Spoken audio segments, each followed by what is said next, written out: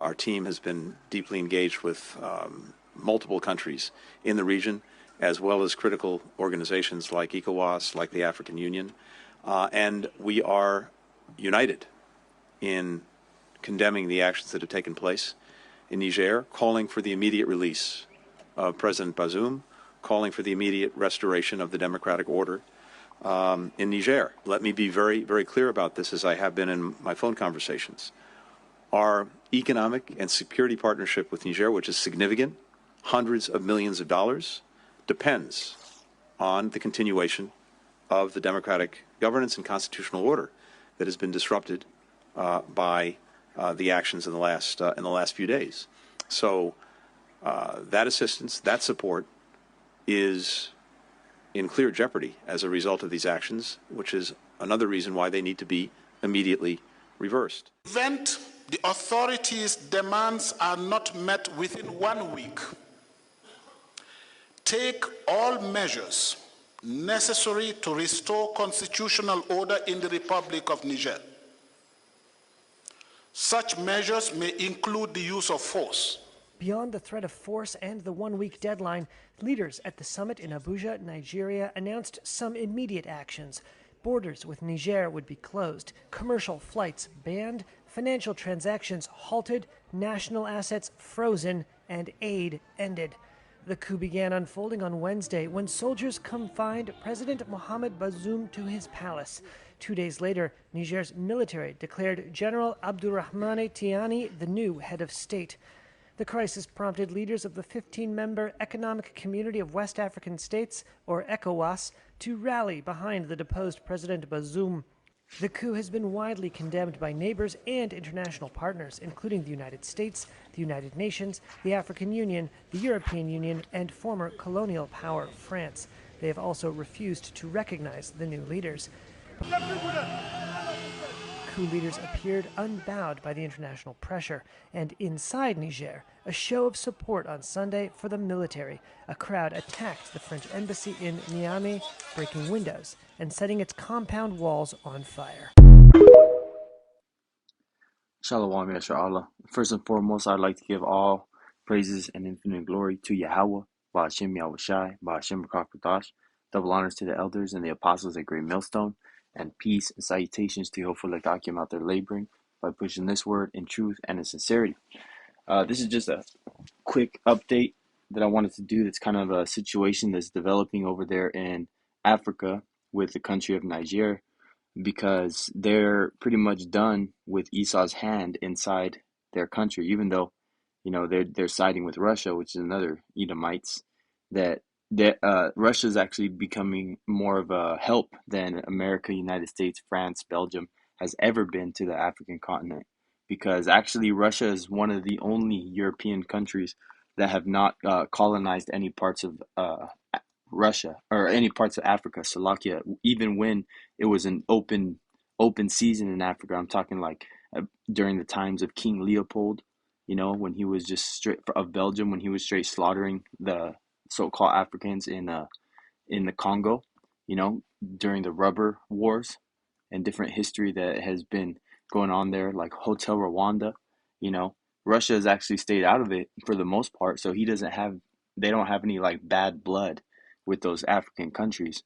So they are opening their arms, you know, to him. And also BRICS nations, one of the main countries that's in that is South Africa. And we just saw the South African president, you know, calling for a straight slaughter on these Edomites out there, man, because they're sick of it, man. These nations are sick of it, and they're really starting to wake up to see who the fuck these devils are.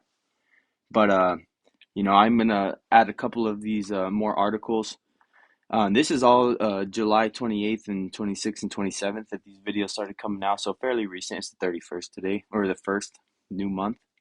So I just wanted to bring this out too, because this happened on the 28th. It says Putin promises grains, debt write-off as Russia seeks Africa allies. You know, and this is going into him being a guard unto these nations. And I'll grab that scripture later, Yaharatazah. But this is going into how he actually just recently wrote off $23 billion in collective debt from the African nations. For miscellaneous, I don't know exactly which nations, but if 23 billion is spread out throughout the African nations that are friendly with Russia, it's probably not that many.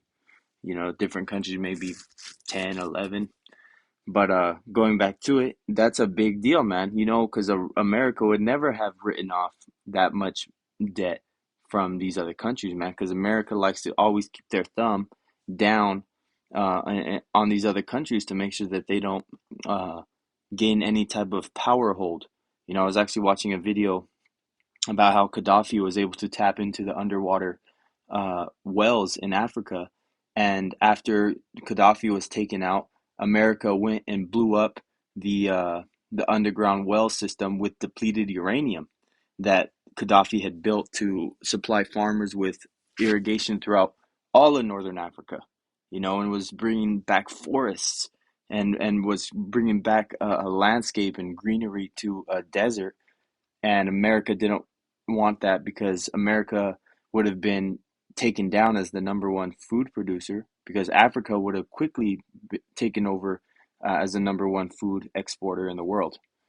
So going back to it, Russia signs grain deals with them, and we know that he pretty much put a blockade on all the grain from these other NATO countries and other countries that are in cahoots, so-called, with the United States, saying straight up, fuck you. This is our grain, and we're going to help keep it for our people and our allies, and that's exactly what they're doing, you know? So there's a lot going on and to keep your eye on over there, and I would not be surprised if there's another front, all-out war, even if it's a 3-day war, three-week war, 3-month war, but something is going to happen in Africa. We know that's prophecy because there's a lot going to be going on in these last days as Yahweh Shai is preparing his grand appearance. I wanted to get this out of Luke 12 and 49. This is Yahweh Shai himself, Luke 12 and 49. I am come to send fire on the earth, and what will I if it be already kindled? That's right. So I come to send fire on the earth, not peace, fire. And what will I if it be already kindled? Talking about there's already going to be wars on and popping by the time Yahweh Shai comes back, because it's going to be a straight state of chaos throughout the whole world. It's not going to be anything that is new.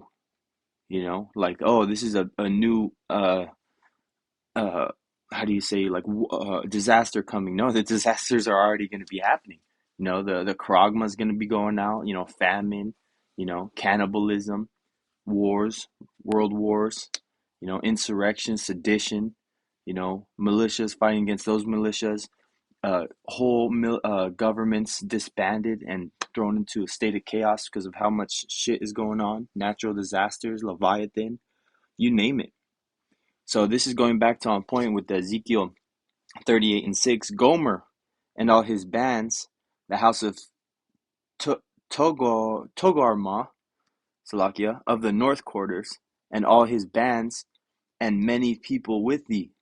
And I did look up in the blue letter Gomer and to go. I don't know why I can't say that. Togarma, Salakia. But that actually put the blue letter Bible put them in the lands of close to Armenia, and we know that used to be Soviet countries. Georgia, which borders Russia. Then you have Armenia, and then you have Azerbaijan. And here I'll just show you on a map. But this is where the blue letter put them. They said in the Armenian area. Okay, well, there was no Armenia, during the Soviet Union. So this is Georgia, Azerbaijan, and Armenia. But really, it's just Russia, because Ukraine, Crimea, Estonia, Latvia, Lithuania, those are all new countries.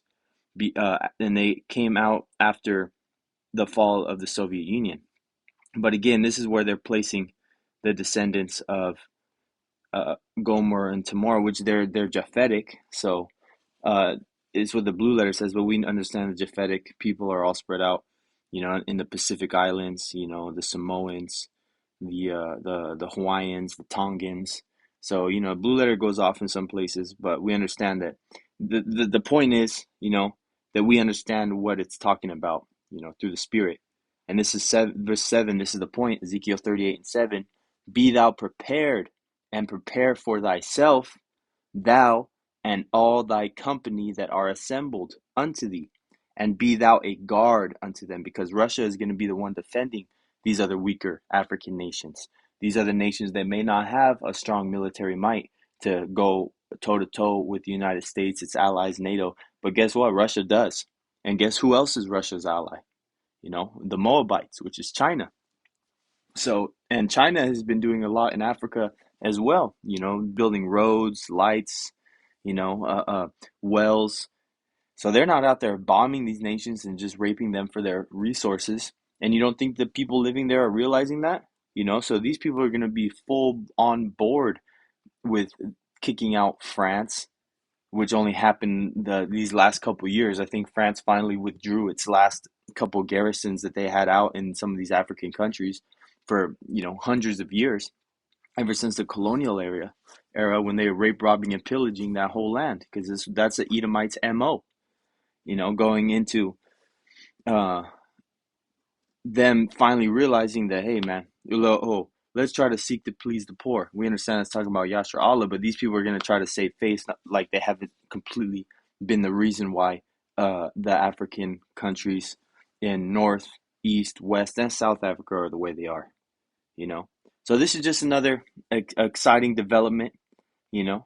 Yahweh Ratazat, this brings something else up because, hey, man, America's through. You know, they can't barely handle a little skirmish in Ukraine without running out of bullets, man, without running out of resources.